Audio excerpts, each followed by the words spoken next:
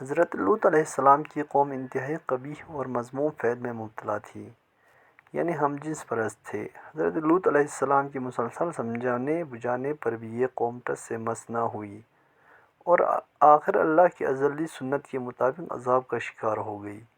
لیکن قرآن سے ایک چیز یہ بھی ظاہر ہوتی ہے کہ یہ قوم ہم جنس پرستی جیسے قبیح فعل کے علاوہ دو مزید قبیح حرکتوں میں مبتلا تھی۔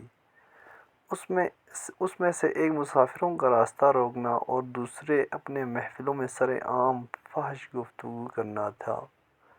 جیسا کہ قرآن میں اللہ تعالیٰ فرماتا ہے، کیا تم مردوں کی طرف مائل ہوتے ہو اور راستہ روکتے ہو اور اپنے محفلوں میں برے کام فحش گوئی کرتے ہو؟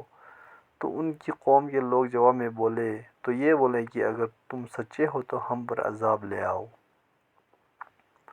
اگر ہم اپنے معاشرے پر نظر دوڑائیں تو ہمیں پتہ چلتا ہے کہ پہلا مذموم فعل یعنی ہم جنس پرستی تو ہم مسلمانوں میں اتنا عام نہیں ہے، اور اللہ سے دعا ہے کہ آئندہ بھی نہ عام ہو۔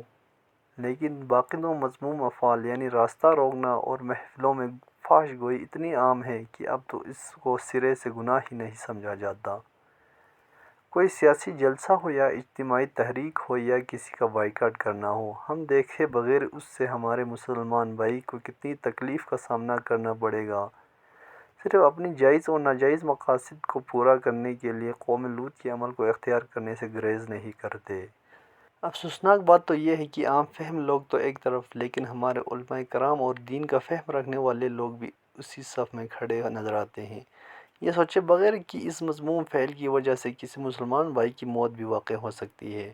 اور اسی طرح محفلوں میں فحش گوئی کو بھی برا نہیں سمجھا جاتا اور اب یہ ایک فیشن کی صورت اختیار کر گیا ہے، حتیٰ کہ اگر دین کا فہم رکھنے والا اس کو برا تصور کرتا بھی ہے تو اس کو روکنے کا کوئی قدم نہیں اٹھاتا۔ ہم مسلمان بھول جاتے ہیں کہ یہ عمل بھی قوم لوط کا عمل تھا۔ آخر میں نبی کریم صلی اللہ علیہ وآلہ وسلم کا فرمان مبارک پیش ہے، جس نے بھی کسی قوم کی مشابہت اختیار کی قیامت کے دن انہی کے ساتھ ہوگا۔ کیا ہم میں سے کوئی اس بات کا خواہشمند ہے کہ قیامت کے دن وہ قوم لوط کے ساتھ ہو؟